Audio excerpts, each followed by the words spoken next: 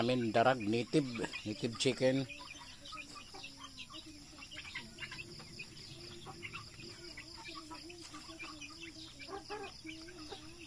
Maluwag ang kulungan nila dito, kaya yung ano natin mga sisiw doon, kasi halos magkakasinlaki lang to, kahit ito ano na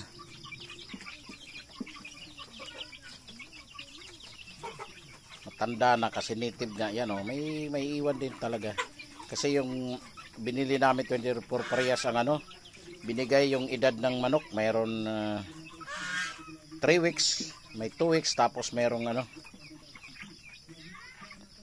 1 week pa lang daw.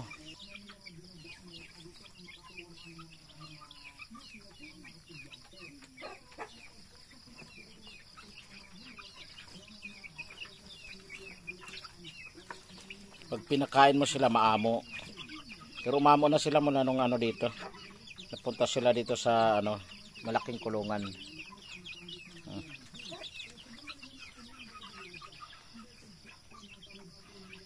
Kakatuwa rin kasi ito yung pinakamasarap na karne. Itong gusto ko rin maparami, tulad ng ang pabo natin ay naglilimlim na, 14 yung nilimliman. Itong gusto ko maparami dahil ito ang pinakamasarap ang karne. Siguro sa 2025 sa ating pag 60 edad sigurado tayo nito, mayroon na tayo makakarne nito.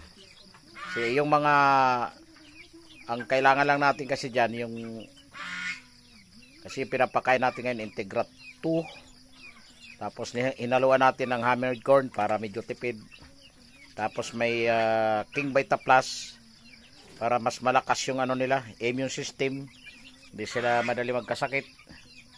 Tapos ngayon ang inumin nila ay tubig muna, kasi kahapon meron tayong tatawag na Vitamin Pro nilagay.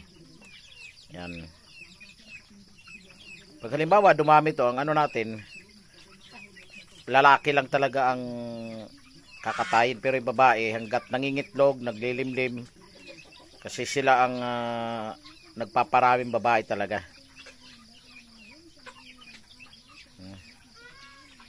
Yung bulag talaga dati, akala ko ano na, kuraysa. Yung isa, ayan, malaki na. Yung anong mata, sabi ni Sander, yung pamangkin ko, na ano lang yan dati ng upa, yung darak. Kasi yung malilit pa sila, may darak ang ano nila. Ngayon, ito, malalaki na. At kasi ano naman talaga yan, ito yung isa talagang ano, kita mo naman talaga pag original na darag, ano, itim ang paa. Tapos itong isa, yung babae, dilaw talaga yung dito sa ano, sa yan, oh, yan. Ito. Oh. Yan, babae yan. Ang lalaki, kung sa waray lalaki, mga ano lang siguro, tatlo, karamihan babae yan. 4 ang lalaki siguro, lalaki 4. Sana nga marami ang ano. Oh.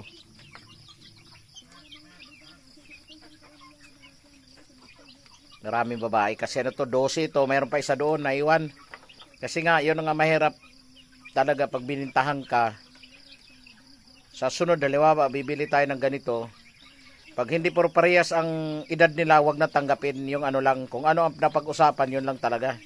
Dito la doon kay ano sa Custod Chicken breeding farm, kung ano ang pinag-usapan, puro pares ang ano niyan, ang edad ng ano, kung halimbawa 1 day old dati yan. Tulad nung kinuha ko nakaraan nung October 28. Kaya yon, ang ganda ng ang laki nila, pantay-pantay, walang naiwan. Kasi ang edad nila puro parehas eh. Okay, mga mahal kong followers, mga ka-livestock, mga subscriber, hanggang dito na lang tayo. Huwag kalimutan i-subscribe ang ating YouTube channel, Lilito Tan Farm, at ang ating FB page, VNL Livestock Farm. Maraming salamat. Bye-bye and God bless.